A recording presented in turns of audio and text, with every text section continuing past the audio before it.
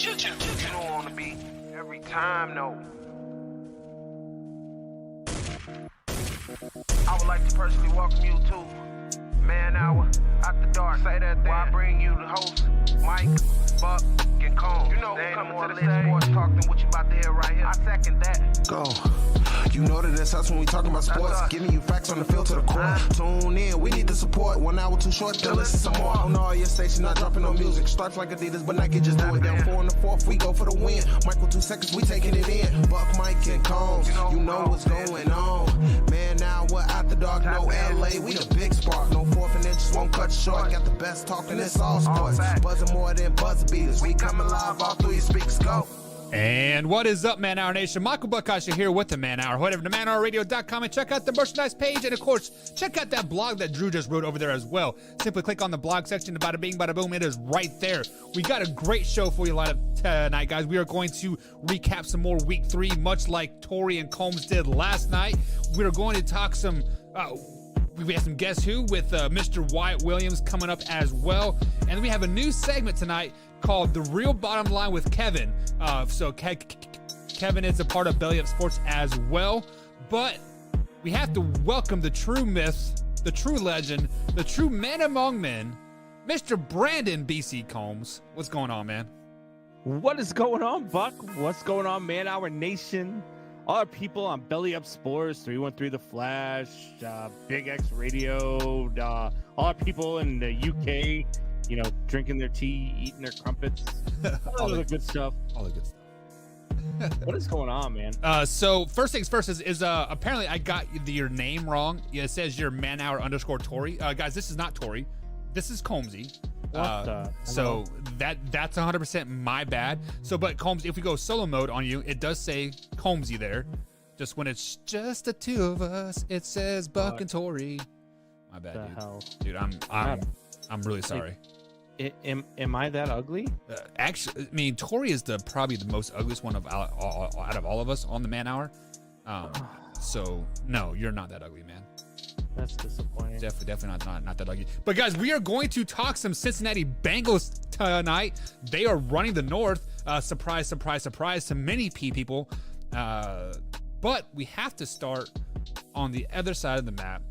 We're talking the West Coast. Sunday Night Football. The Green Bay Packers outlasted the San Francisco 49ers last night with the last-second field goal. You guys talked about it, how, you know, they left too much time on the clock for Aaron Rodgers and all that good stuff. But Combs, I gotta ask you this question: are the Green Bay Packers back? Are they back to that Super Bowl caliber team? Are they back to running the NFC until the NFC Championship game? Are the Packers back? I'm glad that it says Tori under my name for anybody who's watching this right now. The Packers suck, and Tori is saying this all right now. The Packers are horrible. I am a biggest Bears fan to ever live. This is Tori. So when you're commenting, make sure you ask Tori why he traded. But no, look, the Packers they never went anywhere. They had a rough week 1, and they never went anywhere. They came back. They won in week 2. They destroyed the Detroit Lions like they should have. They had to come back after losing a 17-0 lead yesterday. I think that might be the one takeaway that you can take from that, is that, hey, they had a 17-0 lead, right, and they had to come back and needed a last-second field goal to win that. But the Packers are a good team. They were in the NFC title game last year. They've still got Aaron Rodgers. They still got Devontae Adams. They still got Aaron Jones. They're a good team. They have trouble stopping the run on defense. And every once in a while, they get into these offensive lulls where they just can't put the ball in the end zone. But they're a good team, and they're not going anywhere. They're going to win this division. It's a really bad division. They're the best of the really bad division. So, I get people, it's a funny thing to me is because I woke up this morning to about 6 or 7 Facebook notifications, and all of them were from Green Bay Packers fans talking trash about the Bears. And I'm like, you guys are more angry after a victory than you are after a loss. And all you want to do is talk about how much the Bears suck and you guys won. Like, cool. Like, stop comparing yourself to a trashy organization that the Bears are right now. Right. If that's what you want to compare yourself to, because we're rivals, because you hate the Bears. Look, I don't like the Packers either, but I can admit when they're good. Yeah. I can tell the truth about when they suck. I can say stuff, but I've never once said, like, even after they lost week 1, I came on here short. I give Tori a little bit of grief. Of course I did. That's what we do because we're fans. But never once did you ever hear come out of my mouth, oh, the Packers suck. God, they're awful. They're going to be horrible this year. No, not at all. I never once said that. I said the Packers are still. I said, chill out. They're going to be fine. They lost week 1. It looked bad. Aaron Rodgers looked bad in week 1, and I spoke the truth. But it had nothing to do with that. But fans are dumb, man. Fans are dumb. Yeah. So one thing that you said there is that the Packers gave up a 17-point lead, and I do agree. What it was 17-0 going into halftime, and then Trey Lance scored that 1-yard little sweep run to the left side, I think it was. So are we maybe discrediting the 49ers, like how great they are, just because, they are 2 years removed from a Super Bowl, riddled with injuries last season, like obviously, and they only got deeper in spots moving forward. So can we say maybe that the 49ers came back in the second half and the Packers didn't give it up the lead, or like which way are you leaning? The 49ers are a really good team. I mean, they're just not going to go away no matter how far they're down. And if you give them a breath of hope, they're going to jump all over it. And that's what happened at the end of the first half.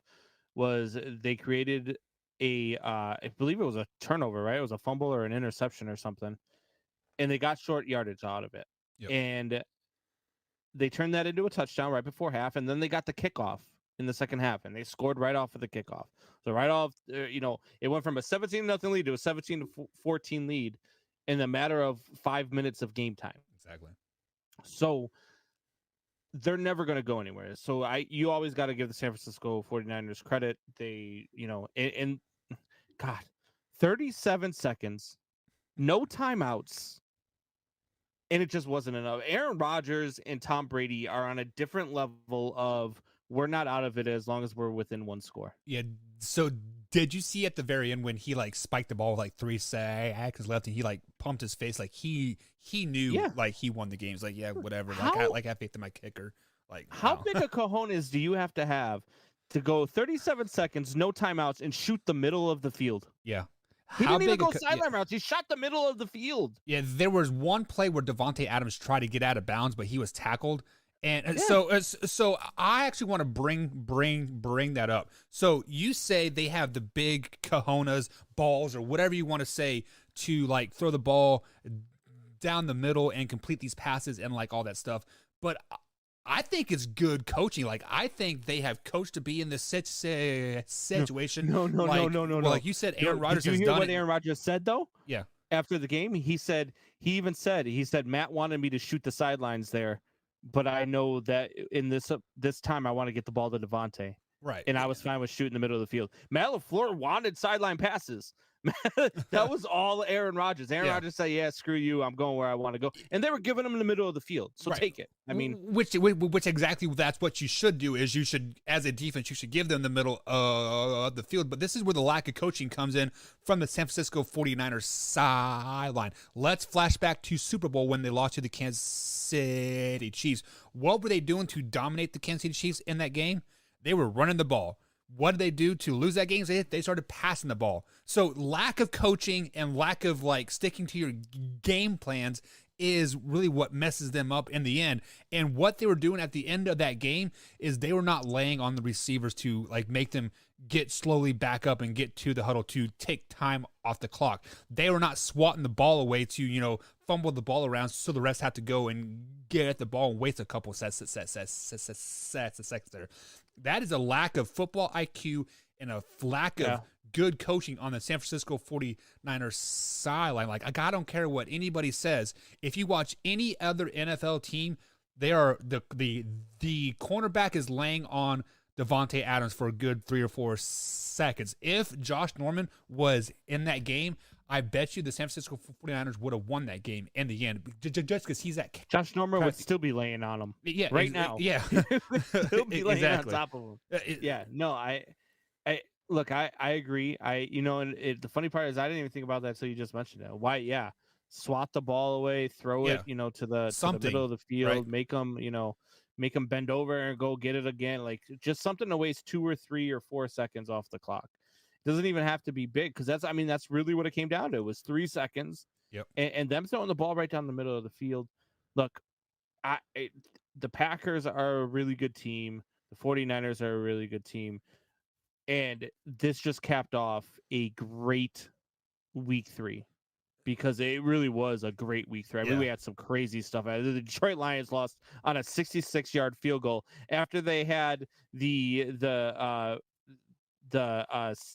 what was it, the Ravens. They had them at 4th and 19 with 35 seconds to go from their own 17.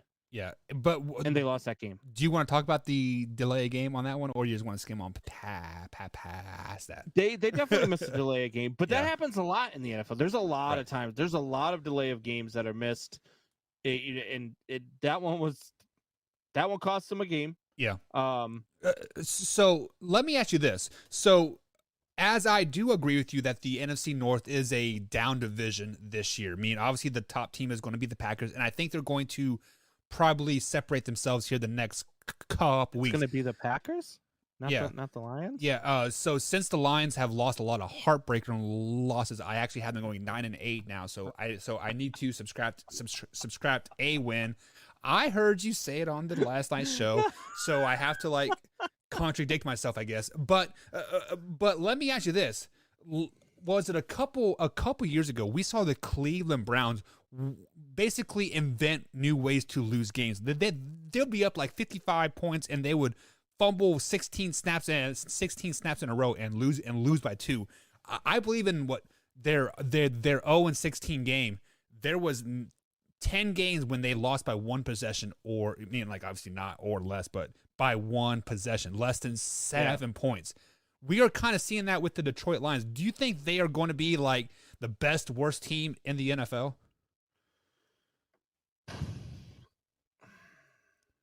No, I think the Miami Dolphins are going to be the best, worst team in the NFL.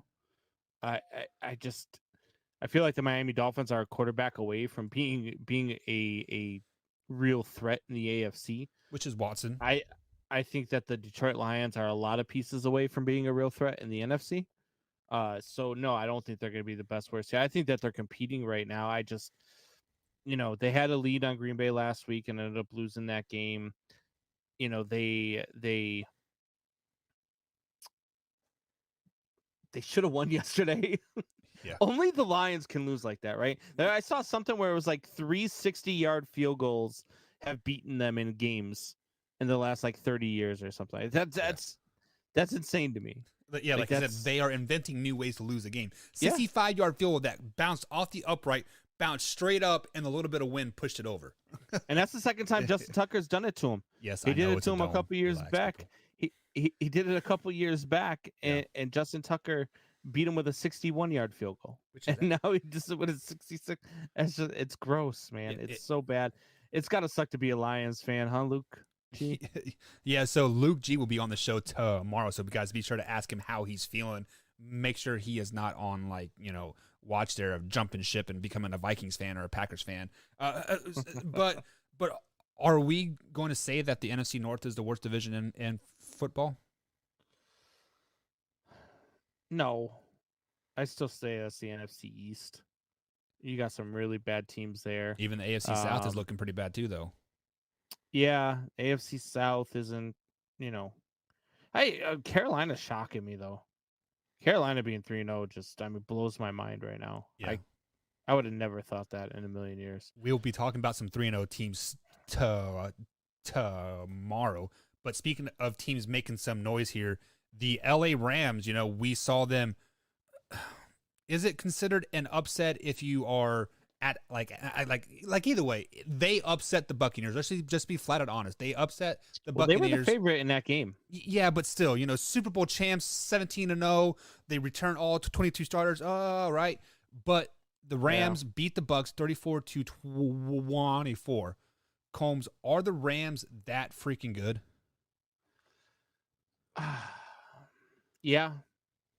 Yeah, they are. And going from Jared Goff to Matt Stafford has really vaulted them from being a very good team to being a great team.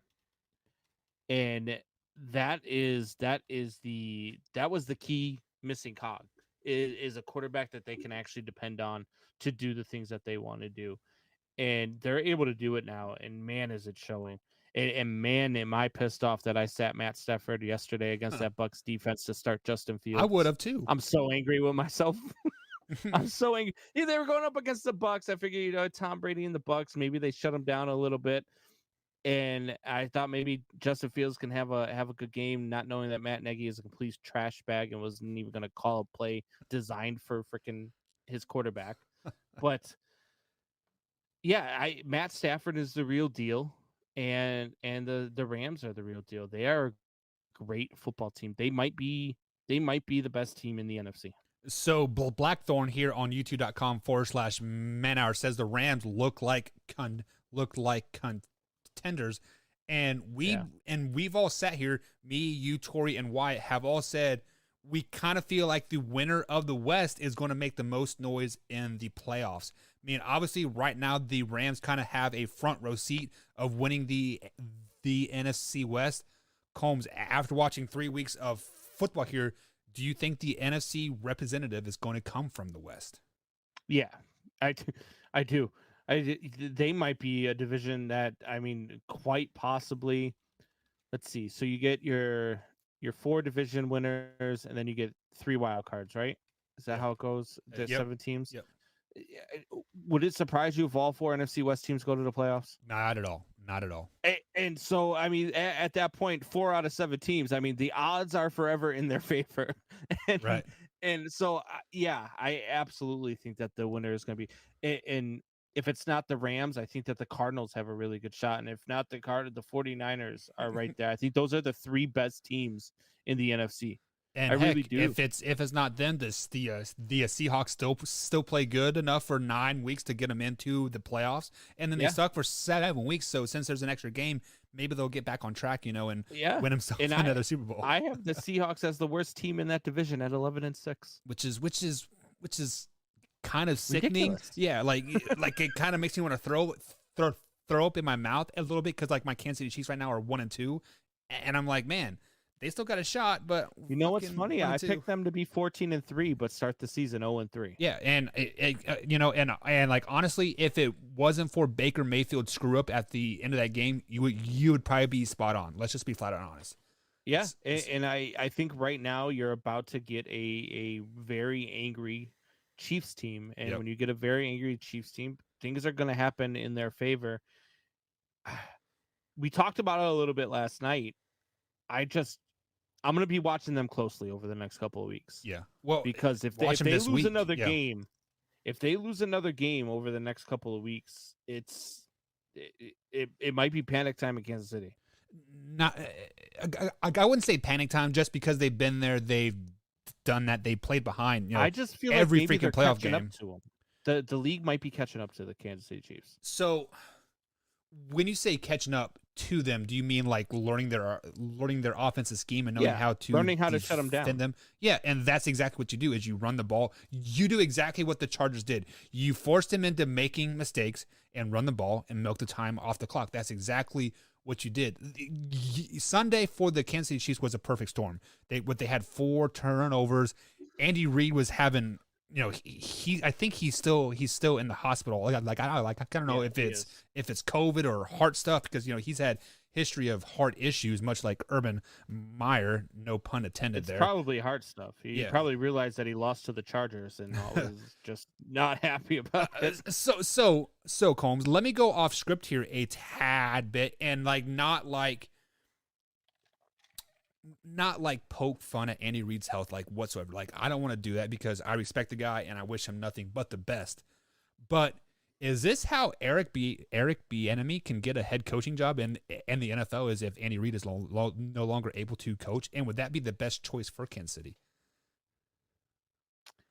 I hope not, because I really want him to be the next head coach of the Chicago Bears. I don't think he will. I think he would rather go to USC than to Chicago. Why? Like, if you have the ability to even slightly remotely develop a game plan surrounding Justin Fields, you could take this team to a new level. I agree. So I think that Bieniemy in Chicago would be a great fit for both of them. Do I think that the Bears would do that? And I don't. I mean, this is a team that fired Lovie Smith after a winning season to give us 3 years of Eric Trestman and now 4 years of Matt Nagy, which is crazy to me. It's so bad. It's so hard. Like I get it, man. I'm a Chiefs fan. I get it. I should be laying right next to Andy Reid right now because I can't believe I have not had a heart attack. I can't believe that because over the last 2 days, just the name Matt Nagy puts like this anger inside of me that I just want to burst out. Like, it's just, have you ever seen, you've seen Venom? Yep. Yeah, so it's like the reverse. Like the Venom just wants to come out and just like eat Matt. Can I eat Matt Nagy? So I feel like tonight, guys, it's obviously Monday, and Mondays we do have coming out with Combs. So Combs is building up that anger, and at the 8:50 hour, 9:50 here on the East Coast, he will be letting out all of that rage as he comes out of the closet and pronounces that he is actually a Vikings fan. No, I'm totally kidding. That ain't happening. But coming out with Combs is coming up here in roughly about an hour and a half. But last thing before we head to break, and then we got Guess Who with Mr. Wyatt Williams at manhour_TWW joining us here at the 8:30 hour, 7:30 Central Time. Combs, who has pissed off the Buffalo Bills? The last 2 weeks, they put up 40-plus points. They are rolling. They're flexing on people. Are they better than they were last year now? I wouldn't say anybody's made them mad. I wouldn't say that they're better than they were last year because last year they were a really, really good team. I would say that the last 2 weeks they've played Miami and Washington, and now they're about to get Houston, so they're probably going to put up a 50 burger. But then they get Kansas City. Right. So I think it's Washington's defense hasn't been what we thought it was going to be so far this season. They just haven't locked in. They haven't been as good. They're giving up a ton of points. They're giving up 29 points a game right now. And so that's a lot of points for the Washington football team. And the Buffalo Bills are just a great team. I mean, they've got a ton of weapons. Josh Allen is a top quarterback in this league, and he's proving it again. So I don't think anybody's made them mad. I just think they're that good. Yeah, I mean, like, people want to put so much stock into the week one, week one they stumbled and they barely won, or God, I think they may have even lost. I can't even remember. They lost to the Steelers. So I mean, like, hindsight now, the Steelers are sucking. So it, like, hindsight is 2020, like, obviously, but like at the time, like, hey, it's a good loss to the Steelers. They're treading water, and they turned it on. So with all that being said, like, you cannot put any stock into week one whatsoever. I mean, hell, can you even put stock into the first quarter of the season, like the first 4 weeks? Just because now with the 17-game schedule, do these 3 games even matter? Week one, like, strange things happen in week one. I mean, they just came out flat against the Steelers. They couldn't move the ball. They couldn't stop Pittsburgh in the second half. It was a brutal game for the Buffalo Bills week one, but it was just one of those things. I mean, look what the Saints did to the Packers. Anybody have the Saints beating the Packers by 38? Anybody? No. Because I sure didn't. No, not at all. And that's the thing. So the things happen in week one, and so you kind of take it for what it is. And they've turned it on since. They've been a better offense since. They've been a better defense since. And the Buffalo Bills are just a good football team. So it's no surprise to me that they did what they did to Miami. No surprise to me that they did what they did to Washington. And they're going to do it again this weekend to Houston. So, they're going to head into Kansas City 3-1. And we'll see what they're made of, when you get a team like Kansas City who's probably going to be very angry. Yeah, very, very pissed off. And they just signed Josh Gordon, so they're going to be that much more pissed off because they got and they're going to be himself. high. So they're going to be pissed off, and they're all going to be Yeah, high. game's over 100%. Yeah. So before we head to comments here and we head to our first break of the night, I believe you had the Buffalo Bills going 15-2 this season. Do you still have that happening? I had the Buffalo Bills at 14-3 this season. Okay, still at 14-3. Yeah, I could see it still happening, but I think 13-4 might be more realistic now because I still think they got games against the Chiefs and still got a game against Tampa Bay, so those are two really tough games. Yeah, two very, very tough games moving forward. But guys, let's go ahead and jump into some of the comments here. So if we head over to the youtube.com/manhour, Blackthorn says the Bills aren't better, their competition is weaker. That's a little... I mean, Washington, maybe. Yep. I mean, that's a fair statement because we talk about the Denver Broncos and they're 3-0, but I keep saying, yeah, they're 3-0, but they're 3-0 against the Giants, Jets, and Jaguars. Yes. So that's a fair statement. Right. So Blackthorn also says that the Bills need to show that they can run. Why? It's a passing league. They can run. Singletary is a very nice running back. They can definitely run the ball. Yeah, and it's still a passing league. You don't need to run. You don't have to show that you have to run the ball when you're scoring 47 points. Yeah, very, very true. I saw some stuff from Drew here. Here it is. Drew says, "Howdy, boys. What's going on, Drew?" And then he says that Andy Reid has heat exhaustion, aka dehydration. That's why he is in the hospital, not a stroke or heart complications or anything to that effect. Drew, I kind of feel like that's just kind of hush. Like, hey. He's dehydrated. I don't know. I mean, it wasn't that hot in Arrowhead. Yeah. If that is what it is, though, that's good news. Yeah, that's very good news, especially for a Chiefs fan.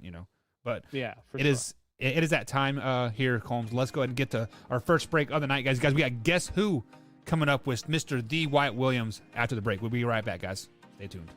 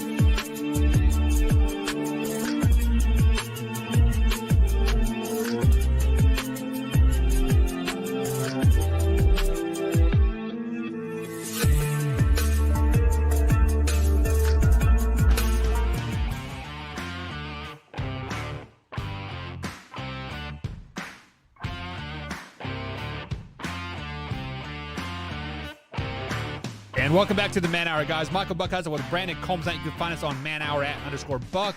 and manhour_Combs on the old Twitter machines. This segment of Man Hour is brought to you by Skull Candy. SkullCandy.com. Link is in the description, guys. You guys can get 20% off of your headphones there. So I got my Skull Candy headphones right here, and I got some earbuds for work. So these over the ears cost me about $45, and the ear pods cost me about $21.99. I believe it was with shipping of like $25-30. But click the link in the description. It'll take you directly there. Best headphones that I have had on my ears in a very, very long time. That's skullcandy.com. So Combs, welcome back to the show. And it is time to bring on a guy that we love dearly, a guy that just turned 19 years old, Combs. Can you believe that? And he's in the middle of a frat party right now. And he's joining middle us of from a the middle frat of a frat party. Yeah. Mr. The Wyatt Williams. What's going on, T-Dubs?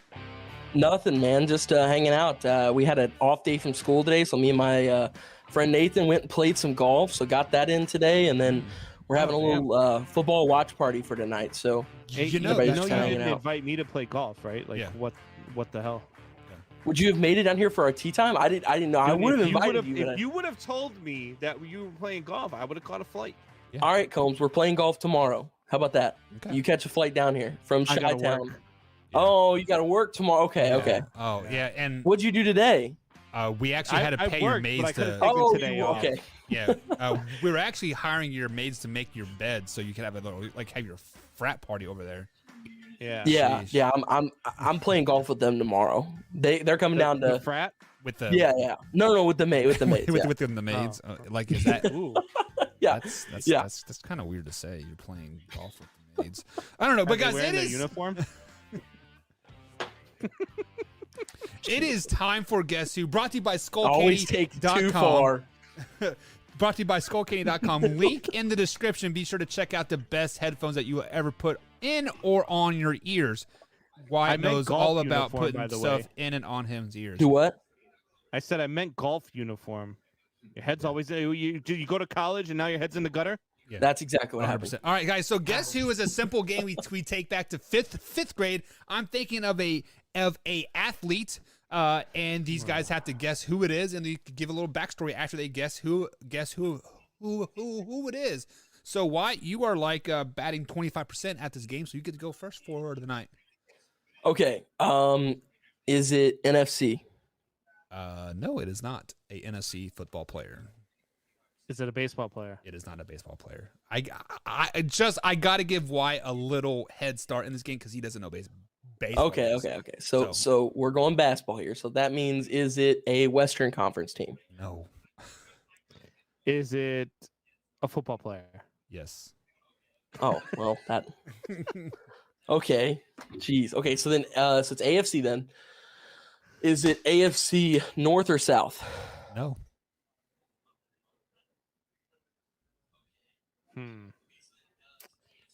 Is it Josh Gordon?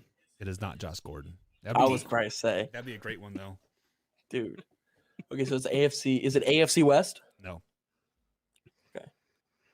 Oh God, here we go. Let's see. Is it Tua? It is not Tua. No people on the IR this week. Oh, it's Mac Jones. It is not Mac Jones. Oh, come on. Is it? Is it Zach Wilson? It is Zach Wilson. Good job, Mr. Beastie Combs. And the reason why we bring up Zach Wilson is because we had a little clip here on the Man Hour, youtube.com/Man Hour, saying that Zach Wilson is trash. Tori is all animate, pumping his chest, saying that Zach is trash, Zach is trash. Wyatt on that clip says, you know what, Zach is going to have the best NFL career out of all of these guys. And Combs later in that same week said, you know, Zach is probably better than Trevor Lawrence, better than Mac Jones, and better than Trey Lance as well. So Combs, He's been better than Trevor Lawrence. So Combs, is Zach Wilson trash? No, Zach Wilson's not trash. He plays for the New York Jets, and they just haven't gotten off the ground. He's got no weapons around him, has no offensive line around him. Robert Saleh and Zach Wilson will turn this thing around, but it's going to take a few years. They're not going to be world beaters this year. They might win 5 or 6 games this year, but that's what it's going to be. They are not there yet. Zach Wilson needs more help. Robert Saleh needs to develop that talent, and they're He needs to get away from the Jets. Pull a Sam Darnold, go somewhere else and be good. Zach Wilson will be good with the New York Jets. Zach Wilson will be the quarterback that takes the New York Jets to a playoff berth. See, I think Zach Wilson's going to be a good quarterback. I am so out on any quarterbacks being good in New York. When was the last good New York Jets quarterback? Joe Namath? Mark Sanchez? I mean, Mark Sanchez was in and out of the league. They went he to had an like AFC 3 title good game. Like 4 of them, he right? had 3 good years and then just fell off. He wasn't a franchise quarterback. Well, he's a Still, USC I'll tell you, the last franchise quarterback to spend, to be a for real quarterback for a while there for them is probably it's probably Joe Namath, isn't it? Geno Smith was there. He was there for a while, wasn't he? Geno Smith was there for like 8 games. God. he played like 8 games over the course of 3 years. Smith. Who was the quarterback before Mark Sanchez? He was there for a while, right? They had Vinny Testaverde for a little bit. He was good, with the Jets for a little while. They and the had Buccaneers and the Cowboys and every other team in the league. Well, think about it. They never really had like a set quarterback situation for the long term for the future. They had Brett They've thought they've had it. They had Brett Favre many times for a year. For 2 years, right? 1 or 2. It was 1 year, and they went to the Vikings for 2 years, right? Yeah, something I don't like know. that. Anyways, moving on to the next one. Guess Who, brought to you by Skull Candy, skullcandy.com. Link in the description. Combs is up. Sorry, Beastie. Beastie is up 1-0. Beastie merch coming soon. Beastie, you get the first question. Did you? All right. So, is it a football player? It is a football player. Is it NFC? No.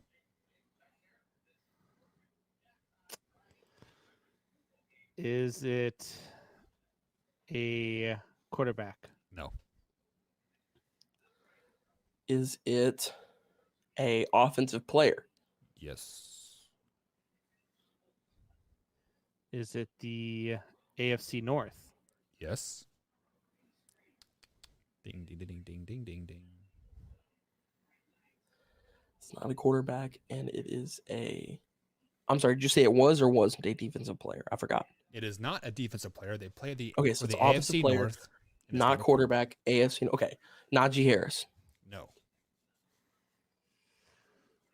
I think it's only one person. It is not Mixon either, Mr. Blackthorn. Is it Juju Smith-Schuster? It is not Juju. He's on the IR now, right? Yes, that's why I went with him. Ooh. I said no IR this week. Oh, We're trying to think of like hot topic players. Is it do they play for the Bengals? They do not play for the Bengals. That trash organization. We got some Cincinnati Bengals in tonight. What's up, Blackthorn? Is it OBJ? It is Odell Beckham Jr. 2-0 lead for Beastie Combs. The reason why I bring up Odell Beckham Jr., he played his first game since tearing his ACL, and he looked good. Like, let's just be honest. He looked pretty damn good. Obviously, Landry was out, so Odell really had to step up. So, Combs, I'm going to ask you this first since you won it. Can Landry and Odell gel together as a wide receiver core, or are the Browns going to take a step back when they're both on the field again? I see what you did there. You didn't go with guys who were injured. You went with guys who are coming off of injury. Yeah. I see what you did there. Yeah. So OBJ, yes, he can gel. I really like the way that they used him against the Bears. Without Landry, though. They could have used anybody and beat the Bears, but the way that they utilized him. Could they have used Matt Nagy and beat the Bears? Yeah, they could put Matt Nagy in and beat the Bears. Matt Nagy did beat the Bears yesterday, by the way. So anyway, Odell Beckham Jr., the way that they utilize him in there. Now, once they get Landry back, it's going to take a little bit of targets away from OBJ, and they're going to split him. But I think OBJ's been humbled. I think OBJ's been humbled by his injuries. I think that he knows his role now, and I think he's okay with that. I think he's to the point now where he just wants to win. Yeah, so why the reason why I bring this up is because last year when we saw Odell Beckham Jr. get hurt, it seemed like the Browns' offense improved. do you think they're going to take a step back when Landry and Odell are on the same field again? I mean, I don't think they necessarily take a step back. I think they do take a step back in a way, but by taking a step back and looking at their situation, yes, the offense did look a little better last year without Odell in it, but they also looked really good yesterday with it. So I think that they try and find a way to they try and find their strengths of when he wasn't there and his strengths of when he was there, and try and, form a way to put them together and move the offense in that way. So many times they say addition by subtraction is better, right? And I think the Cleveland Browns are a damn good team without Odell Beckham Jr. on the field. And I think Odell knows he has to have an MVP type of season to be on the Cleveland Browns next year. So I think they're going to do everything he is going to do everything he can to keep everybody happy, get him the ball, and basically, if they don't make the playoffs and Odell Beckham Jr. has a horrible season or even a mediocre season, I think he is out of town. What do you guys think about that? Nothing surprises me in the NFL. I mean, they drop you at a drop of a dime for if you're having a bad season. So right. It wouldn't shock me that he'd be out. Somebody will pick him up quick, though. Wyatt, for sure. Thoughts? They're picking him up? I mean, I question if someone will pick him up. Yes, I do think if they dropped him, someone would definitely pick him up. He's a big playmaker, or has shown signs of being a big playmaker in the past. He's got great hands. He's got really good hands. He catches the ball really well. Probably the best hands in the NFL. One of the best. I don't know, DeAndre Hopkins probably has the best hands in the NFL. And Devontae Adams is no slouch either. Devontae Adams is very close on that list as well. All right, so Devontae is more of a separation guy, though. So he gets separation and then catches the ball. I do have one more. Do you want an opportunity to redeem yourself and get off this goose egg, or do you want to call it a night? Come on. You got to try to get at least one. And I'll tell you what. Let's do this. I'll only go names. I'll just go straight names. I won't even guess anything but names. Okay. No. Combs, you go first. This. I go first? Yep. Is it Justin Tucker? It's not Justin Tucker. Damn it. Dude, if you would have got that, I would have just logged off. I'm done. I'm out. Peace out. Have a good night. All right. Come on, Wyatt. Excuse me. We got 3 minutes, man. Wrap it up. You can do it. All right. Yes, it is a Green Bay football Packer. Player? Yes, it's a Green Bay Packer. Oh, here we go. It's over. Is it Devontae Adams? It's not Devontae Adams. I feel like there's only one option here. But if I say it and I'm wrong, I feel like there's only is it Aaron Rodgers? It is Aaron freaking Rodgers. Wyatt, good job. Way to get off that goose egg. The reason why I bring up Aaron Rodgers is because he said the reason why he grew out his hair is for a Halloween costume. He said that? What kind of commitment is that to grow your hair out, look like a freaking homeless person for a Halloween costume? He did look kind of rough. Do you have that kind of dedication, Wyatt, to grow your hair like that? Do I have that? No. I would never mess up my hair for months. A guy who's stealing carburetors out of a freaking broke down freaking garage. Is that the costume that he's going for? It's the backup kicker for the Minnesota Vikings that is stealing the Cadillac converters off the Chevys up there. Yeah, I'm telling you, Aaron Rodgers. Either that or Aaron Rodgers. What's the one I saw? Aaron Rodgers looks like the guy who's it's his friend. No, it's his first week at work and he's bumming smokes. I don't know. But so, Combs, do you have that kind of commitment to grow your hair like that and look like that? No, man, I can't grow. You guys can't even grow your hair anymore. What are y'all talking about? Whoa! Wyatt, once you can grow a mustache that actually looks like one, feel free to talk. Oh, but don't spill no milk on that, man. The cat might lick it off. Wyatt, we got to let you go, man. Enjoy your watch party. Enjoy college. We'll welcome you back on the Man Hour very, very soon. But tell the people when you plan on coming back. How about that? I am looking. We don't really care, Wyatt. Have a good night, guys. We'll be right back here after the break. What you do?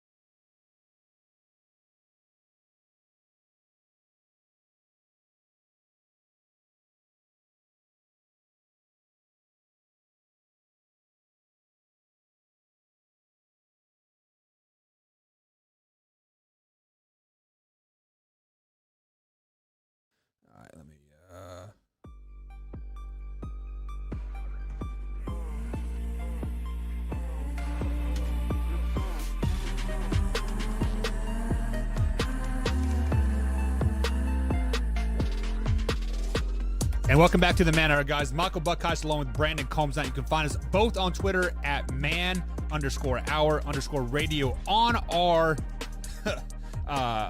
Twitter feed. As Drew says, it was the black hole. Yeah, Drew, that break was supposed to loop, but apparently I didn't click the loop button. That is 100% my fault. But guys, we do have a special guest coming up for you guys. This is Kevin. He has a show for us called the Bottom Line. And that's exactly what we're going to do here is we're going to bring him on, and this is the real Bottom Line with Kevin. But first, guys, this segment is brought to you by Skull Candy, so head over to skullcandy.com. Link is in the description, and check it out. You can get some best headphones out there. So let's go ahead and welcome Kevin and Combs back onto the screen here. Kev, what's going on, man? What's going on, fellas? I appreciate you guys having me on. I don't get asked to go on many shows. Part of that's my fault. So thank you guys. Well, first things first is, so here at the Man Hour, it is live, raw, and uncut. We are live right now, and we can say whatever we want. So because, we aren't censored by anything but the FDA, and we get fined if we apparently bring up the word COVID. But that's besides the point. Great. Look what you did. Yeah, luckily I can edit that out for the radio. But Kev, tell the people about your show, where they can find it, etc. So obviously, BellyUpSports.com. It's a Belly Up podcast. We're all part of the same brand, same family. Apple Podcasts, Spotify, Stitcher, all the stuff. Any platform that you have that you listen to your podcast, that's where you can find mine. If you want to find it on Twitter, it is at @therealbottom_pod. So it's at @thebottom_pod. My name on Twitter is at @therealkev_0. So if you're trying to find it on Twitter, that's where you find it. But like I said, any platform, any podcast platform, it's there. Yeah, and I will have those links in the description at youtube.com/man hour here. So like I said, this will be our Monday weekly segment at 8:45, 7:45 East Coast time, called The Bottom Line with Kev. And basically, he is going to take real world stuff, mix it with some sports stuff, and just basically talk about whatever he wants. So, Kev, go ahead and hit us with your first topic, man. Well, and first off, also, I apologize for being ill-prepared. Computer's not working. Phone is kind of where we're at, so I do apologize for that. I will be more prepared next time. But topic is number one. One thing I noticed, I read a couple articles, and I was working on an article, decided not to kind of go through with it, but basically talking about the draft stigma that is given to certain quarterbacks. Quarterback number one, for example, we'll talk Deshaun Watson. What was the big thing out of him, or the one knock, right? He won championships, or a championship. He, beat Saban, but the knock was, we don't know if he can look past his first read. And it's funny because Robert Griffin got the same knock. Lamar Jackson got the same knock. Michael Vick, same knock. Jameis Winston, same knock. And the thing about Jameis Winston that was crazy was, of all prospects, he's not the one that, should have been getting that knock. Of all of them that I just named, Jameis was kind of he was considered that kind of can't miss. But even then, it was we don't know after the first read if he's capable of making good decisions. But we didn't hear that from Mark Sanchez or Marcus Mariota or, the dude Jake Locker from Tennessee. So it's just funny because you kind of see the difference in the portrayal in these certain quarterbacks, and there's just something we have in common with all of them. And I don't necessarily like it. I'm not really a huge fan. I'm also not someone who tries to make things super, super serious.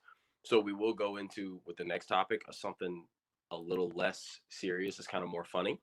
But this is the one where it's kind of I when I have a chance, I do like to bring attention to said topics so that,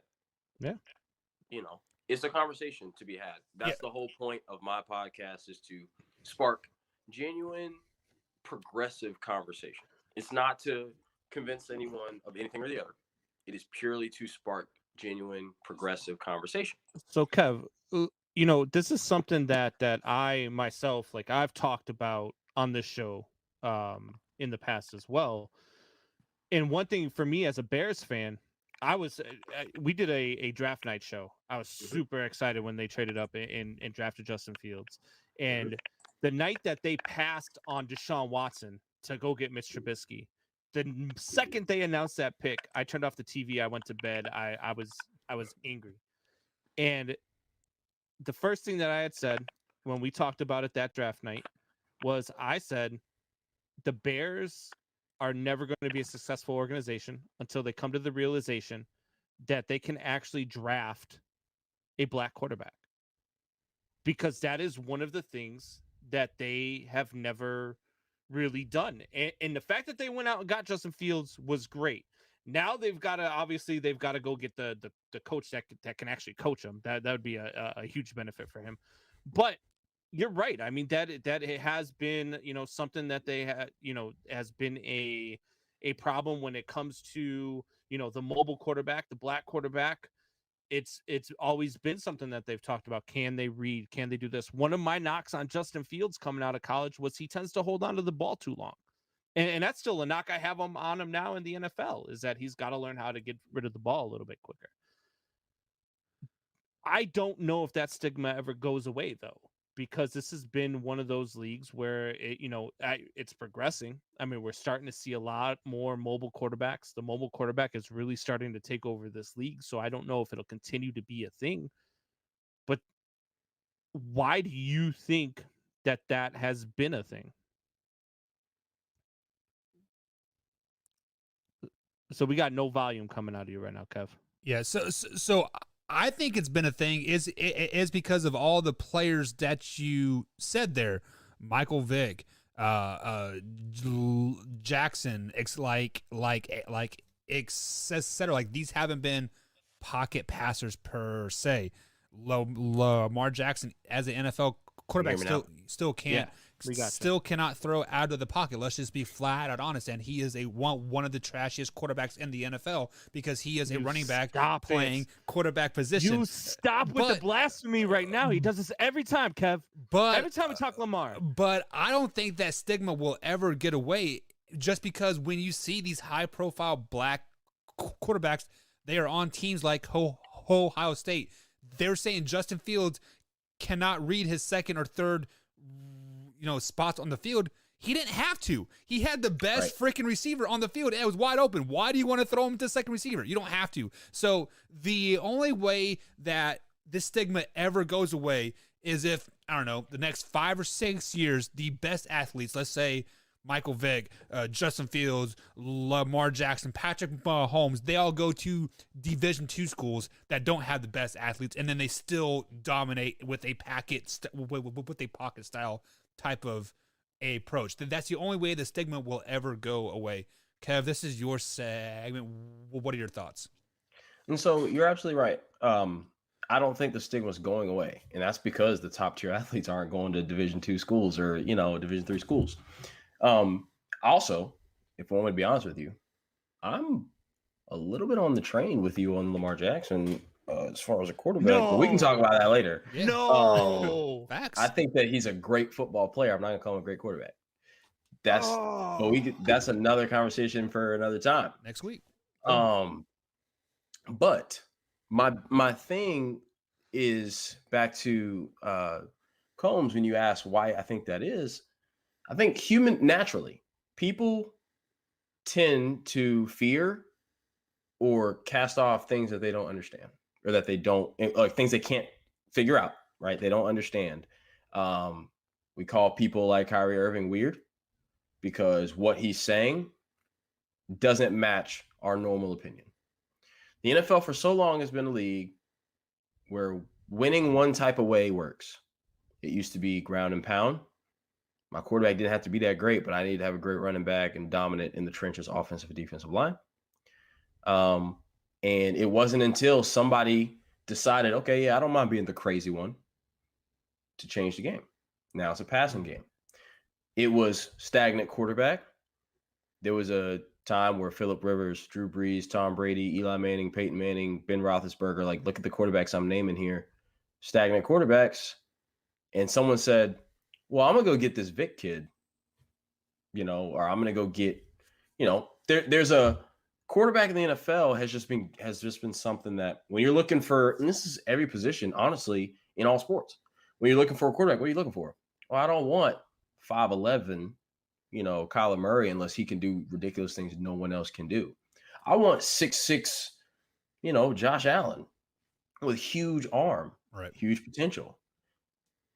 And the black mobile quarterbacks don't fit that. And when people are really, really good with their legs, and you have to find, and all they do is make plays, but in the world we live in, you got to find something. You want to say, oh, he's running because here's the biggest thing with Deshaun Watson. He holds the ball too long. But before that, it was, at first they said he can't read past the first read because he would look, if it's not open, he would take off. If he saw man coverage, he pretty much would drop back to take off. They said, oh, he's not reading the coverages. So then he said, okay, I'm going to start reading the coverages. I ain't got no offensive line, but you want me to sit here and read the coverages? That's what I'm going to do. So then he holds the ball too long, right? It's lose-lose. But he had the whole press conference where he sat there, reporter asked him a question, and he highlighted exactly what he's looking at on the field. He says, if the safety comes down, you do this. If he stays up, you do blah, blah, blah, blah, right? And people praised him for it. But it's like, no, it was always there. But when he stood there and waited for the reads to come with no offensive line, he was holding the ball too long. When he took off because he had no offensive line, he can't make the reads. Yeah. And that's I don't know what the scouts were thinking about when they were talking about him not being able to do, because all I saw all throughout his college career was a quarterback that knew how to win ball games and a quarterback that was ready to come into the NFL and dominate the way that he did it against Alabama in that championship game. The kid was just a proven winner. I hate it. Like, God, I don't know how the scouts that said Trubisky is a better draft pick than Deshaun Watson still have a job. If they still have a job, I don't know. I don't know how it's possible. And it's crazy because when you get the quarterback position wrong in the NFL, when you're using a top pick, a number 1, 2, 3, first round, whatever pick on a quarterback, and you get that wrong, you set your franchise back 5 years every time you do that. Right. Yep. Okay.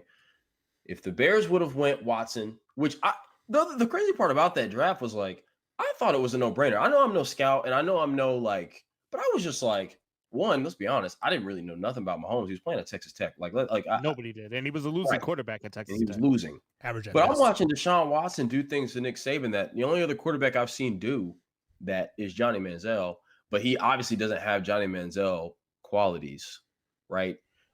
In terms of the immaturity and things like that. I was like, he says all the right things. He's got the body for it. He's mobile. He gives you things that a lot of quarterbacks don't. And he's well coached, right? At Clemson. And like you said, he was a winner. And I think that sometimes that's a bit overblown, but there's a reason why Tom Brady goes to teams. They go from 8-8 to Super Bowl winners.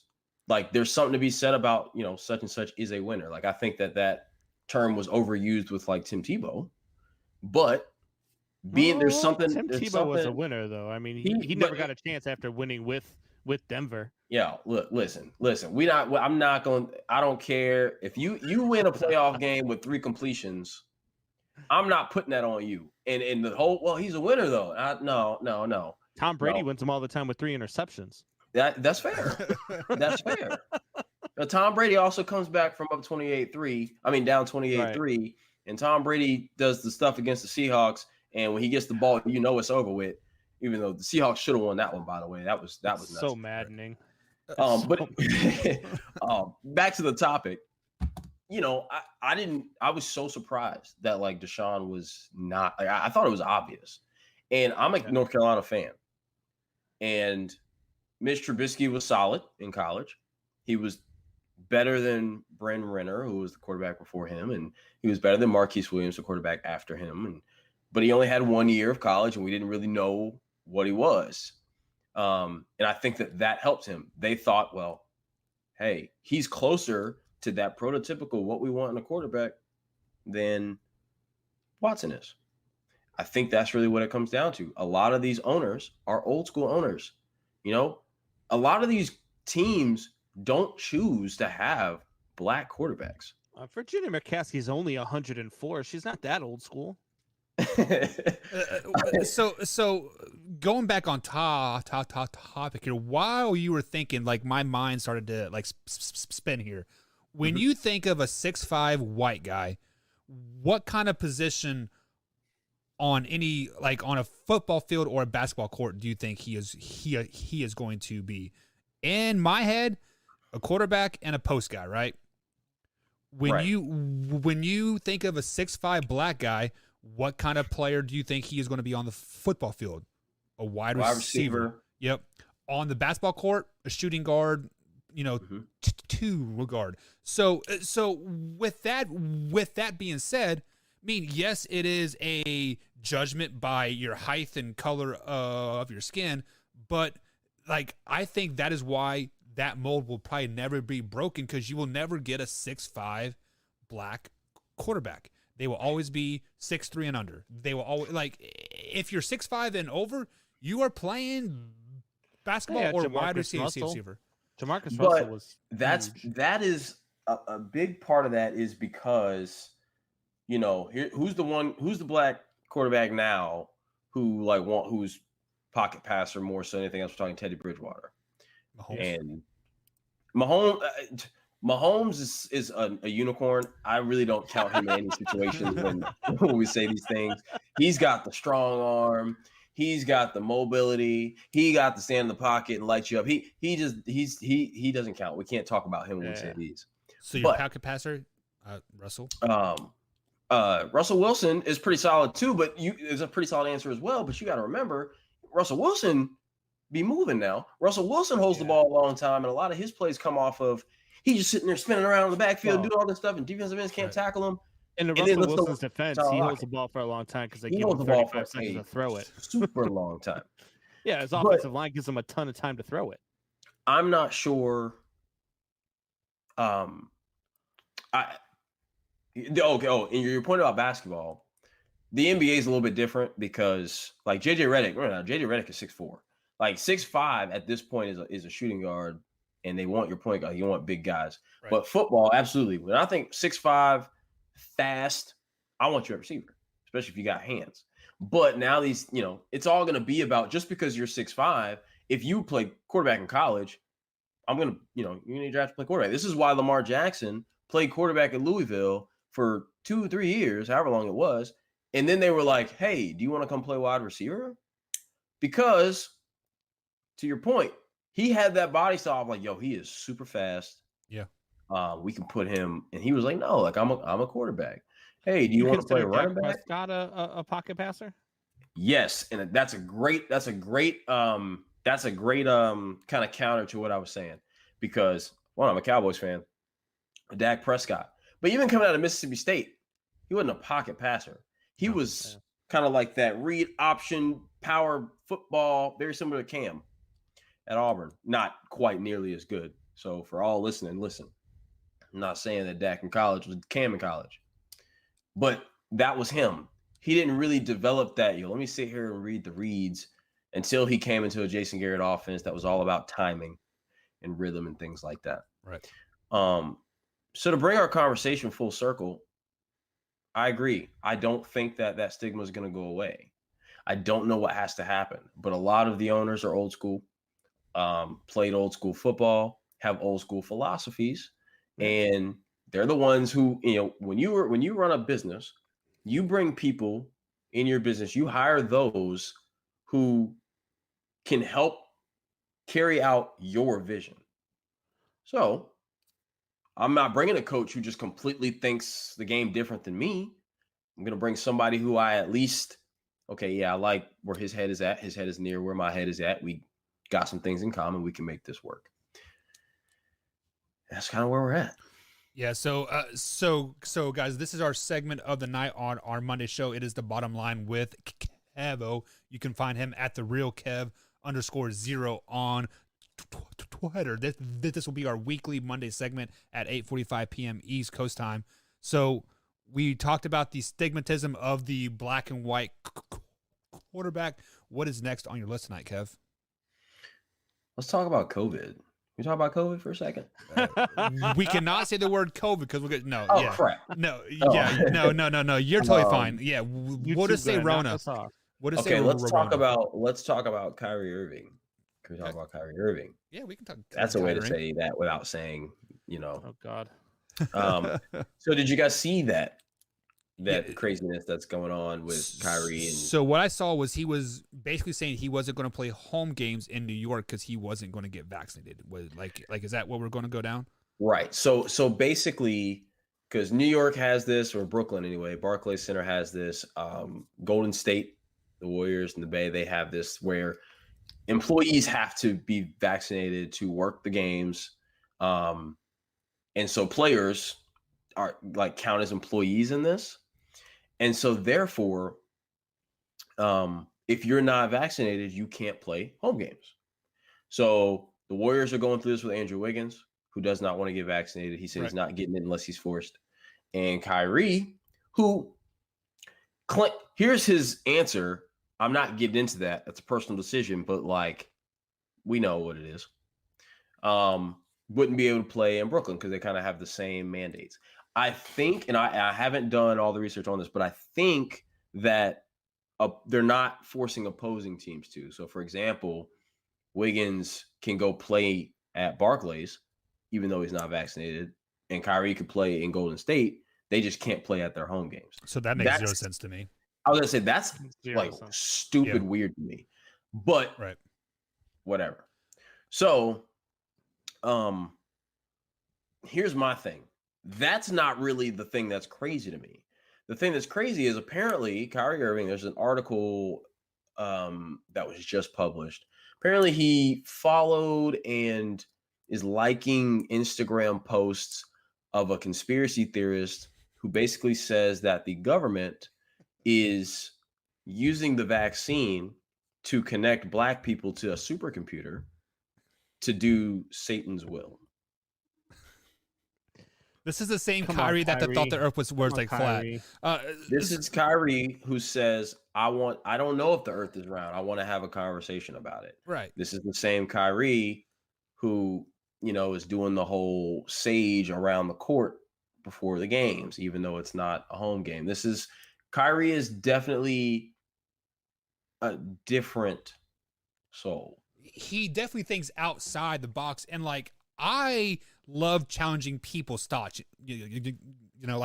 I'm not saying you're wrong, but tell me why you're right. And I definitely feel like he is that type of person as well. But if you want to get into the aspects of the conspiracy theory stuff, that is out there all over with the gene mutations and this and this and this, and why are some people getting sick, why are some people not? I get that 100%, but let me talk about the whole game aspect of it first.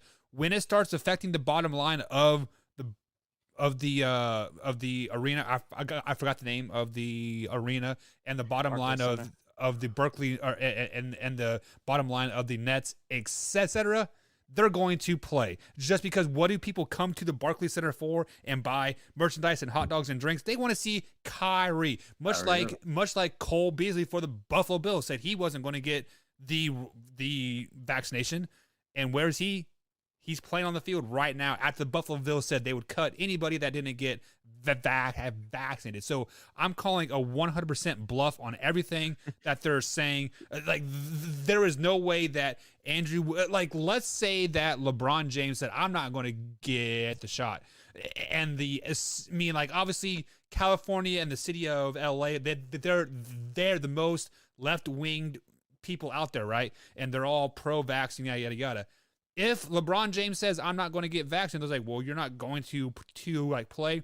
That is Yeah, like yeah. sticking that is like sticking a concrete pillar in some in some mud and expecting it to like stand. Not going to happen whatsoever. I mean, Look, you guys are being nice. So look, Kev, you called him a different soul. Buck, you said I'm just gonna, I'll let him believe what he wants to believe. Tell me why you're right. No, look. Some people spark conversation because they want to have legitimate conversation that moves something forward. And then some people spark conversation because they want attention. Kyrie Irving's a clown. Let's just call it what it is. Kyrie Irving, if you're listening to the Man Hour right now, you're a clown. Like, you don't wow. look, you're not going to go there and say, oh well, they're putting everybody into some supercomputer and they're stop it. Look, I get it. Okay, I'm one of the biggest people out there. I completely agree that this is a very politically driven situation that we're in. But there's a certain point where thinking realistically, Tread lightly, Combs. and thinking like some crazy like midgets with knives are gonna drop out of your ceiling and they're gonna abduct you and take you to their leader. Like, it's not. Kyrie Irving is just look. He looks for a lot of attention. He does it a lot. And that's what he does, and that's what he's doing again. That's where Kyrie Irving is at. Is he saying they're like trying to make some type of superhuman? Is that what it is? Let me clarify. He's not saying this. Well, it's a conspiracy. He's just liking posts. Okay. And this conspiracy theorist has said this. Who is this? I want to follow this person. I don't know. Start liking stuff, so I can make some look, news. get on Twitter, search Kyrie Irving's conspiracy theory. You'll find it. So, but let me be clear to the people. It isn't Kyrie saying this. He's just liking these posts. Now, here's the thing with just celebrities in general, people with these huge platforms. They don't understand the weight of their words. They think, oh, well, it's not my job for little Miss whoever to see my crazy music video and want to go do this in the streets. It's her parents' job to parent her and make sure she's not trying to pick that up. But they don't really understand, like, celebrities, and I'm not saying that this is Kyrie, but just like a lot of celebrities are so out of touch with the regular world, Right. the common world, that it's really hard for them to really understand that there are people in this world, regardless of whether it's right or not. There are people in this world who are going to take what you say to heart. And, well, hey, Kyrie's doing it, and I respect him, and my son looks up to him, and this, that, and the third. Like, and Kyrie's saying, hey, whatever. He's liking things about conspiracy theories, which is going to make the media, which means my son's going to see it when we're watching sports TV and listening to sports radio. And now my son's got this crazy, like, people have to understand, like, hey, I know it's not my job, but I can't be out here talking reckless. Right. I'm not here to call him a clown. Combs, you got it. I'm not going to call him a clown. I will say different because it's different. I've been trained in trying to stay politically correct, but he has to be careful. He's very in tune with his Native American roots, because I think his mom is Native American, and he's really in tune with giving back. I fully believe that his heart is in the right place. Maybe the way he's going about it, maybe the things he believes, to me or to us, are a little out there, out in left field. I do think his heart's in the right place. I've seen nothing malicious from him as far as, like, he wants to give back, and things like that. I just think that he's not. There's better ways. There's better ways. Yeah, and you are exactly right. I like about how the celebrity or the sports athlete doesn't maybe necessarily have tune with his inner normal self, right? Just like what LeBron James tweeted, about the Cincinnati cop about a year ago now, right? Like it's been and it caused a crazy uproar, but we're not going to get into that because I definitely don't want to get shut off tonight. But Kev, that is going to be it for you for tonight, guys. So you guys can find Kev on Twitter at @therealkev_0 on the old Twitter machine. Of course, find the bottom line with Kev on all streaming platforms. But give a big shout out before you head out, Kev. Yeah, man. Shout out to all the fans. Shout out to you guys for allowing me to come join. This is fun. I'm glad we're doing this every Monday. Like I said, I'm a bit distracted. My computer was having problems. The Cowboys game is on. I'm just all over the place. But I'm here. I'll be more prepared next week. Thank you guys for allowing me to join. So shout out again. You're in North Carolina and you're a Cowboys fan? Yeah. Look, are you a Yankees fan too? I don't really watch a lot of baseball. My dad's a Yankees fan, so when I root for people, I actually root for the Dodgers. Are you LeBron James? Am I All right, man. Thank you for joining us, Kev. Guys, we'll be right back here on the Man Hour. Thank you, all right, man. So that's basically how it's going to work. Like each week, like you have a 15 to half hour little thing there, and you do the thing. Yeah, I like the way that goes, man. I like that segment. I like that idea for the podcast. That's how you do all your podcasts. Every single one. I talk about, and like my point is, like I just try to, I want to spark progressive conversation. Obviously, we were kind of roasting Kyrie a little bit, whatever. That's cool because that's fun. But like when I talk about that stigma of, I don't really want to make it a race thing.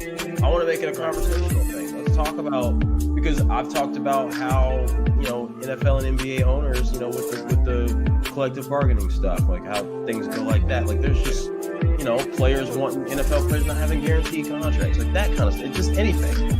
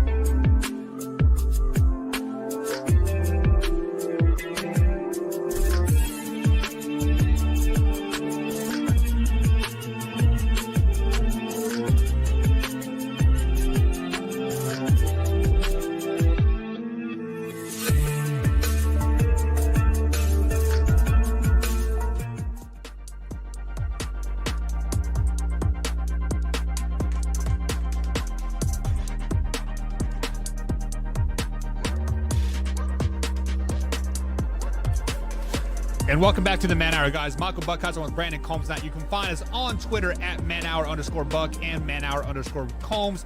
Obviously, on Twitter, you can find us on youtube.com/manhour and facebook.com/manhour as well. We are on all social media platforms, TikTok, YouTube, Facebook, Twitter, everything that we can possibly be on. We are trying to be much more active on there. So be sure to follow us all on the old Twitter machine. So guys, tonight this last segment is brought to you by Thrive Fantasy. Head over to thrivefantasy.com and use promo code MANHOUR on the match up to $50 on your first deposit. So that's thrivefantasy.com, promo code MANHOUR. You can also download that on Android and iOS devices. So let's go ahead and bring Combs back onto the show here. No, that's not Tori. We're on TikTok? We are on TikTok. Man Hour Sports Talk, man. Man Hour Sports Talk. So I'll have to check that out. Yeah, you have to check that out because I do upload little clips on there and game picks. And what you guys don't know is the guys, we break the 16 or the 15, 16 games out each week, and we all pick a games and tell us what team is going to win. And bada bing, bada boom, we upload a little clip, and it's there. So it's on TikTok. It's on the TikTok, God, man. I'm gonna have to. Man. No Okay. more girls shaking butts on TikTok is now. No, I watch It is all the now Tori comedians, shaking man. his butt on TikTok. That's I what watch it's all all the about. comedians. The funny stuff is where it's at on TikTok. Yeah, I love Jason Banks. I'm not gonna lie. Oh His God, shit cracks me up. I loved it. Oh my God. Yeah. He's so funny. So you want to know what else is funny? That segment that we just did, it wasn't funny by like, That was a good haha funny, but it was just Yeah. like funny, like, man, like I can actually think like that and like not get, scrutinized and all that stuff for like my thoughts. Right. And yeah, Right. I mean, And, Kev and the definitely- great, and the thing that really, I think that helps him, is that he's not a white guy doing it. Because Yeah. if that was a white guy doing that, it'd be a totally different reaction to it, right? Yeah. You know what I mean? So hey, he seems like a really down to earth dude. We had a really good conversation with him. I look forward to doing that every Monday. Yeah, so that is the real bottom line with Kev here on the segment of the Man Hour at 8:45 East Coast time every Monday moving forward here. So guys, but it is time to dive back into some shop talk, some sports headlines here. Shop talk is coming up here in about a half hour, actually about 15 minutes here. We're a little behind schedule, but Combs, it is time to talk about the title of the episode, the headliner, the big line news, and that is the Cincinnati Bengals flexing on the NFL, saying, look at us, as they beat down the Pittsburgh Steelers. Combs, are the tides turning in the NFC or the AFC North? Are the Cincinnati Bengals the best team in the North? Or are the Pittsburgh Steelers what we thought they were? A 10 and 'Cause- 7 playoff bound team? They're 1-2. Yeah. And they're a Buffalo Bills not coming to play week 1 away from being 0-3. Good point. And I had them at 5-12 this year, or 6-11, somewhere in that ballpark. The Pittsburgh Steelers aren't a very good team, and the Bengals, we thought they were going to be better this year. I had them being better this year. I had the Cincinnati Bengals being 8-9 this year. I had them beating the Pittsburgh Steelers this week. It's no surprise to me that they beat the Pittsburgh Steelers. I think it's more of a shock that they lost to the Bears last week. Right. But they get Jacksonville this week, okay, and they're going to be 3-1, and then they got to play Green Bay after that. That's going to be the test. That's going to be the test that'll tell you where Green Bay stands, or I'm sorry, where Cincinnati stands. If they can compete, if they could play up with Green Bay, then I might believe in them. You know what I mean? They're a lot like the Denver Broncos right now. The Right. Denver Broncos are a team where they're 3-0, and they did what they were supposed to do. They beat the team they were supposed to beat. But I want to see how they play against the good teams. And that's what we're going to see here in a couple weeks for Cincinnati. We're going to see what Cincinnati can do against the Green Bay Packers, who are a very good team.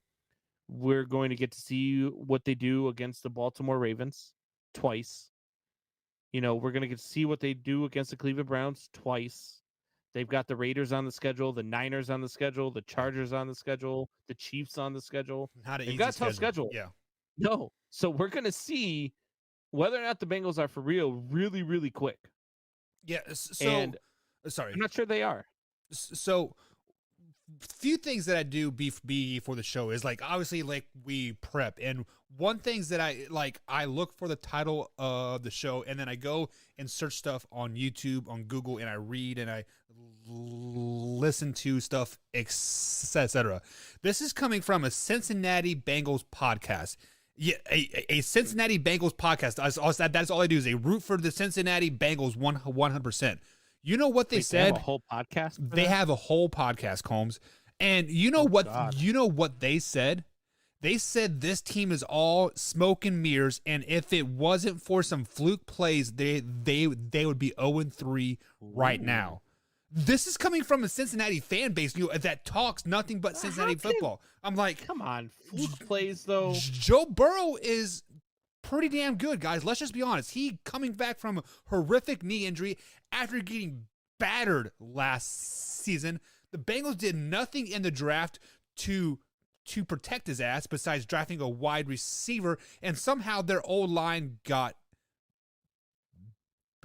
better.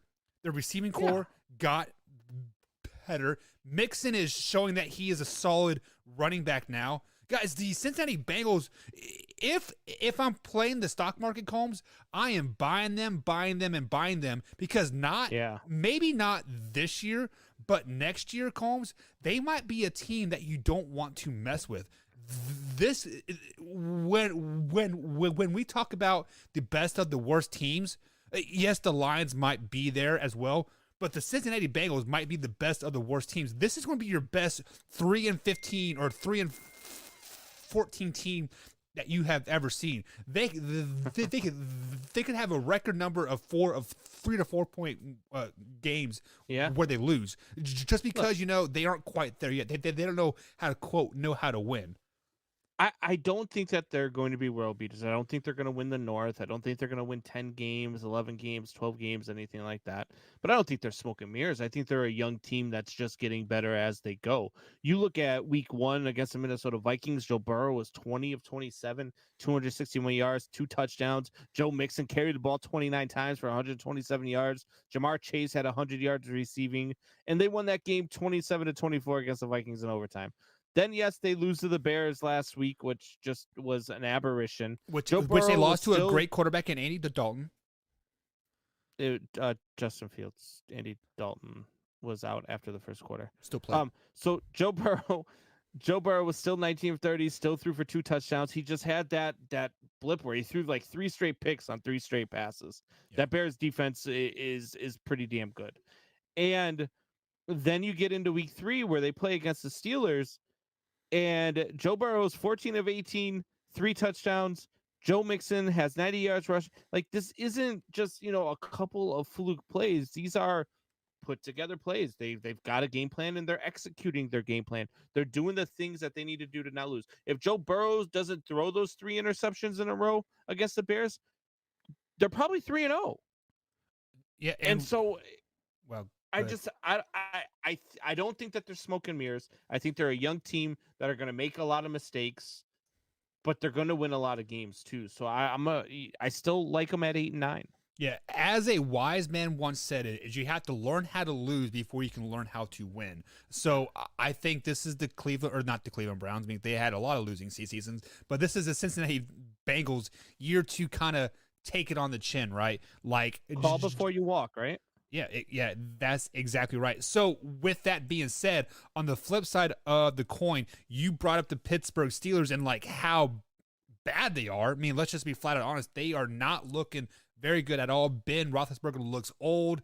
Their receiving core and their whole team seems to kind of be rebelling against him. Should the Pittsburgh Steelers the ball 58 times yesterday? Yeah. Which is not the Pittsburgh Steelers' MO whatsoever. like you draft a running back like Najee, maybe not Najee Harris isn't the running back that we thought he could be. Could that be why they're throwing 60 balls 60 times a game?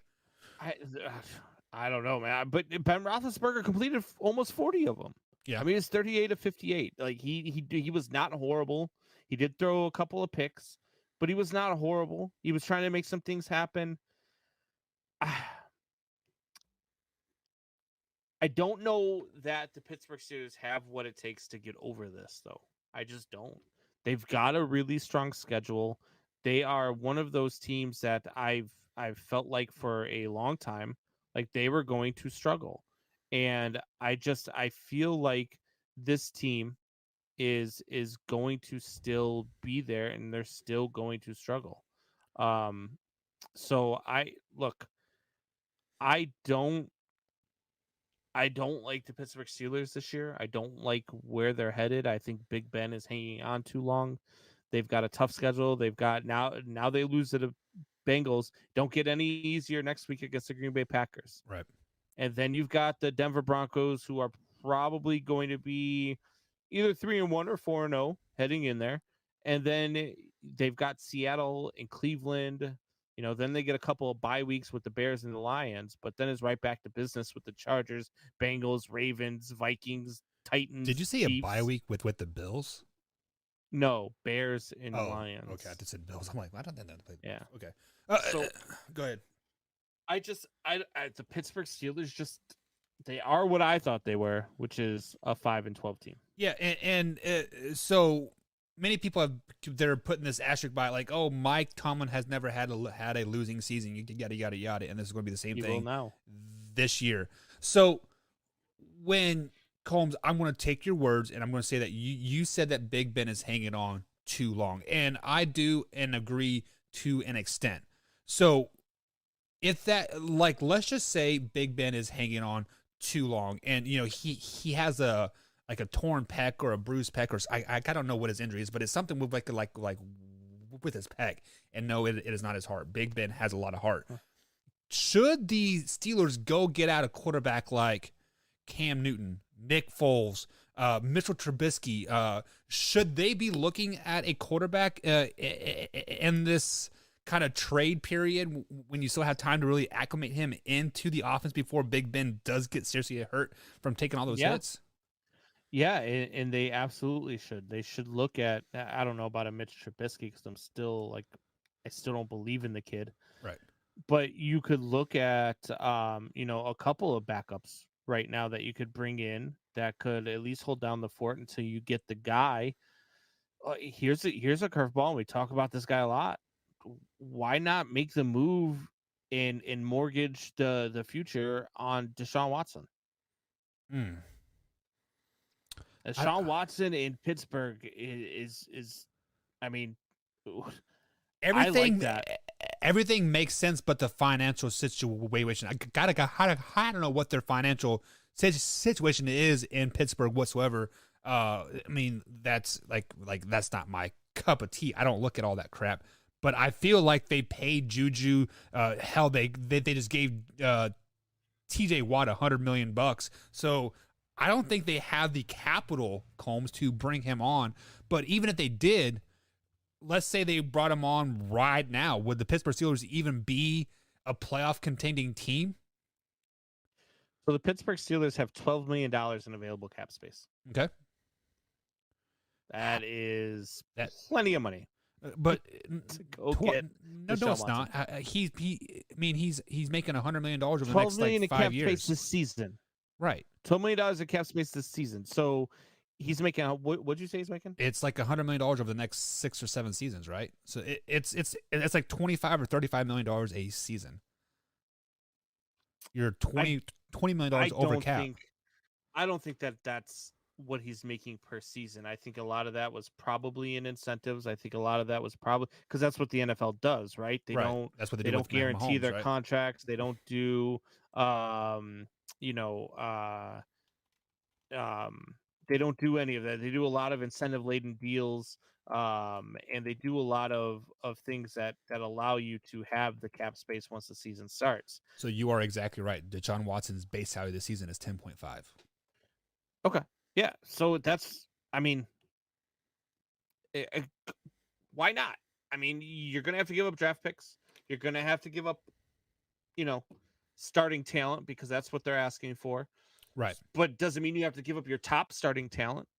It doesn't mean you have to give up, look. I think in theory they would want like a Juju or a Claypool and with like a Najee Harris. Like you would think they would you could give up Juju and be fine on this team. Think so?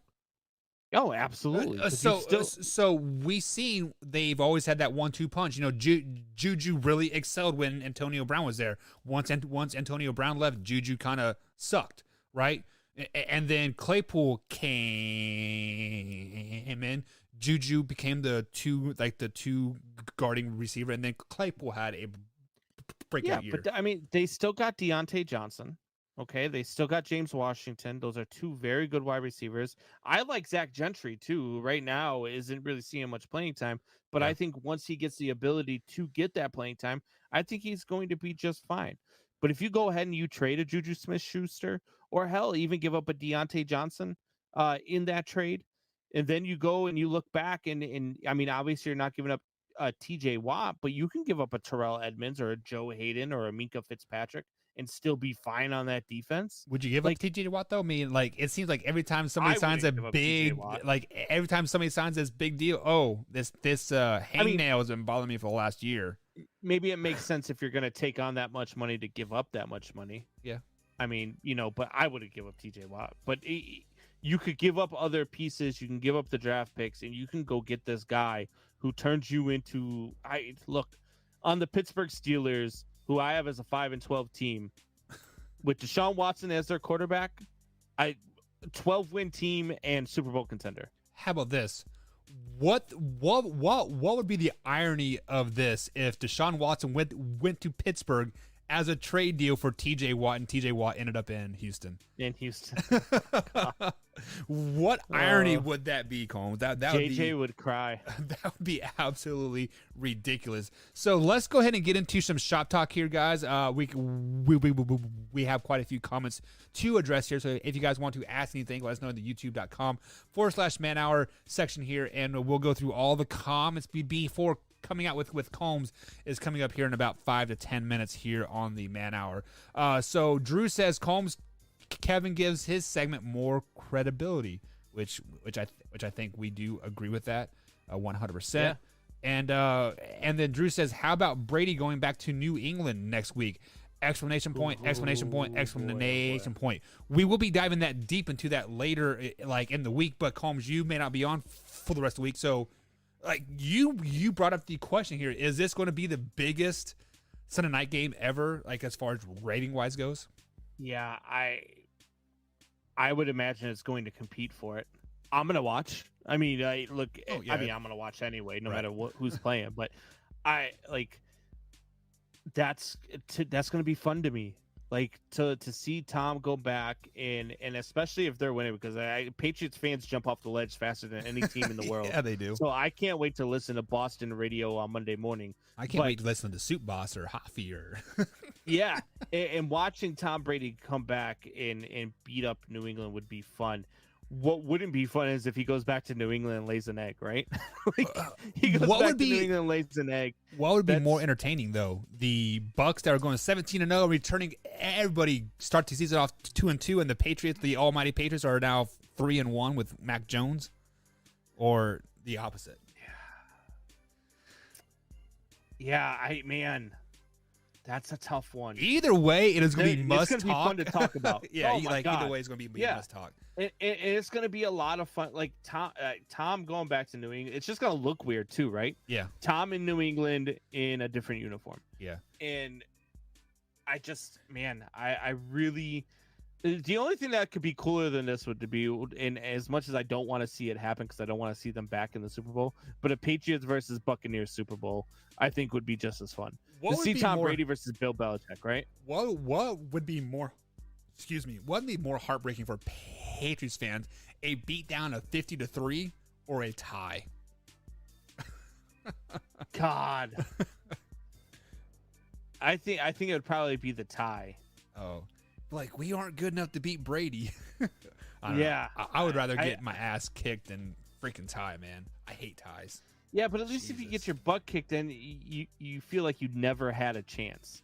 If you tie, you at least you're like, damn, we were right there. If we only did this different, if we only did that different. I'm not good enough to win though. You know, they lose 50-3. It's gonna be like, yeah, well, it was Tom, same old Tom. Why did we let Tom go? Yeah. Why didn't we fire Belichick instead and keep Tom? We kept the wrong guy. That's what's gonna be all over New England. So, oh God, I can't wait.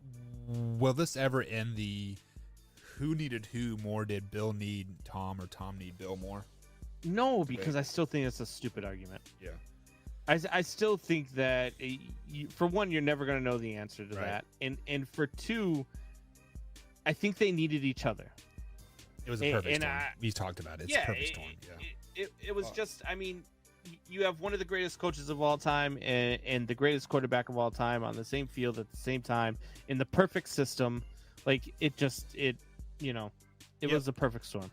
Yeah, so Monday show, guys, we'll definitely be diving deep into that game 100% because we might have to get Hoffy on just to talk, especially if the Patriots get their asses whooped. That we definitely need him on just so you can rub it in their face a little bit. But he'll come on in his Tampa Tom jersey, though. Yeah. Isn't that ridiculous? So, hey, over under Sunday Night Football, the NBC crew shows at least 30 Tom Brady Patriots jerseys in the game. Oh, over. Everybody's gonna be they're gonna show people wearing the Brady Buccaneers jersey. Here's one. Over under 3 jerseys that are split in half half Tampa, half New England. Tom Brady jerseys. I'll go under. I'll go under. I'm gonna go over. Okay. Well, that's so. More comments here. Drew says the Bengals are similar to the Raiders, and I asked him, "What do you mean by that?" Because, and then the Raiders are better.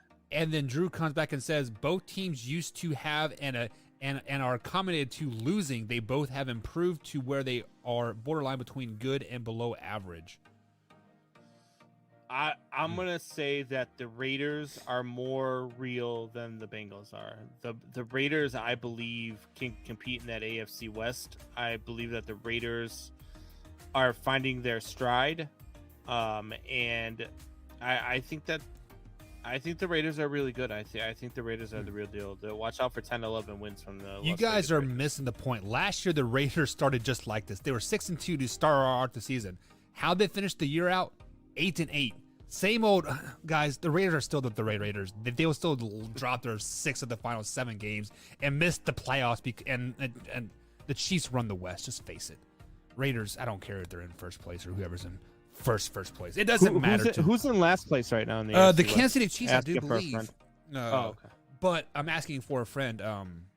They've been back-to-back Super Bowls. They have. But we're talking about last year, or are we talking about now? Yeah, you are absolutely right. Also, Miami Dolphin fans, Javier, please move past 1985. That'd be fantastic. Poor Javier. Man. Poor Javier. But Combs, it is that stop special. betting on the Dolphins, Javier. Yeah, stop betting on them. Stupid, man. Stupid. And stop betting $500. Be more responsible, Javier. I know. He's lucky I didn't take his money a couple weeks ago. Yeah. I really should have, but I was being nice. All right. So, Combs, it is that special time of night when I give you the solo shot. Coming out with Combs. Are you ready, good sir? I'm always ready. All right, guys. Coming out with Combs, brought to you by Thrive Fantasy. Head over to thrivefantasy.com. Use promo code MANHOUR. Combs, let her have it. Oh, we're not going to break? Nope. Oh, God. I thought we were going to break. All right. So coming out with Combs. Look, guys, we knew it was coming. You knew what I was going to talk about. I wasn't going to let this go. Matt Nagy is hot garbage. He's just garbage. Look, the guy says the same thing every single week and never alters his game plan. Every single week.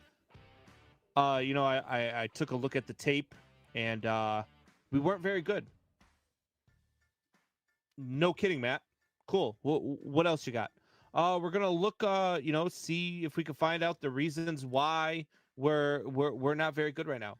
Well, Matt Nagy, I'll tell you what. I've got an extra mirror in my closet upstairs. I will go ahead. I will take it out. I will mail it to you at Soldier Field or Hallis Hall, wherever you want me to mail it to you. You hang that sumbitch up in your office. You stand right in front of it. Yeah, look at it. And there's your reason why. You suck, Matt Nagy. You are horrendous. You can't change your game plan to alter it for the first franchise quarterback the Bears have ever had. You want him to continuously do the things that you want to do, even though they don't work. 9 times this man got sacked yesterday. 9 times. And what did you still do? Oh, 4 to 6 step drop. Oh, let's go another 4 to 6 step drop. Oh, let's go another 4 to 6. 3 play calls the entire night were designed to break containment, designed to roll out of the pocket. 3. You took 1 shot downfield and got a fluke pass interference call, which brought you to within, striking distance of the end zone. And on 4th and 2 from the 2.5-yard line, you decided to kick the field goal. You're an idiot. You're an idiot. You're not a head coach in the NFL. You are horrible. I would never in my life consider myself to have the ability to call plays in the NFL, but I could still call plays better than you. You are a freaking clown. And the fact that you still have a job is an absolute joke, because if you were in any other organization in the world, you would not have a job. You wouldn't. You cannot do this to a franchise quarterback.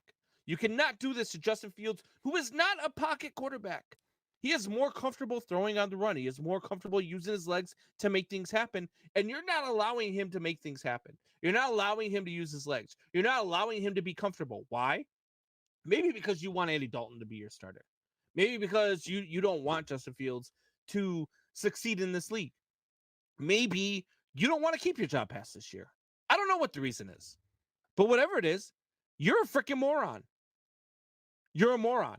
And stop with the, oh, well, we're going to watch the tape. You don't need to watch the tape. It doesn't work because you suck. It doesn't work because you can't alter your game plan. It doesn't work because you can't make in-game adjustments. It doesn't work because you are not an NFL-ready coach. Period. End of story.